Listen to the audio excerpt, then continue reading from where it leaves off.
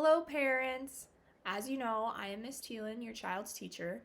I recently uploaded a vocabulary instruction video to Google Classroom with a read aloud and a word sort for your child to complete.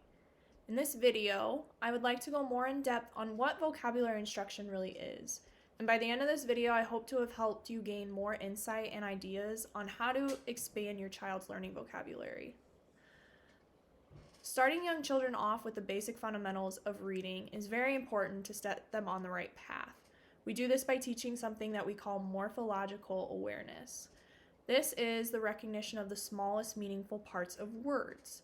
This was implied in the vocabulary instruction video when we broke words apart into certain parts, such as ing endings. You can easily do this with your child by using the hand motions like we did. So we used a word such as playing, so we go playing. It will allow them to hear each part of the word. Morphemes are words that connect the spellings, pronunciations, and meanings of many words. In my video, we focused on suffixes with the ing sound. As you can see from the video, I used word examples that were verbs. You got to remember that when you're teaching this to your children, it is important to use words that are concrete and carry meaning when you are teaching these vocabulary skills. We call these sight words. So by teaching sight words, it makes a better mental picture for them to picture what they are learning. So when you are working on this instruction, it is important to focus on words that have meaning. You can use nouns, action verbs, adjectives. One bad example of teaching vocabulary at home would be using words that are too vague. So you want to try to stray away from using words such as I, to, or the. These are usually prepositions, articles, or pronouns, and they tend to be too vague and hard for children to picture in their heads. It is also important to create an ostensive vocabulary learning environment for your child also. This is when you show the students the vocabulary that you are trying to teach them.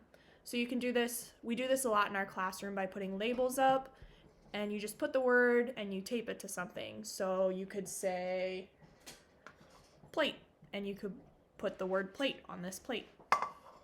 It allows your child to get a better understanding of words and objects that they're describing. So one follow-up activity that you could do with your child is one that I created, and it's basically just a movement activity. So you can continue with words that use the ing ending. So basically, you're going to start by saying a word, such as dance. And then you can use it in a sentence. So say, I like to dance. Then you can actually start dancing. And then you would say to your child, I am dancing. So they can see the difference between the word dance and dancing when you put it together with that ing ending. And you can use this activity with many other words such as cooking, reading, playing, singing, etc.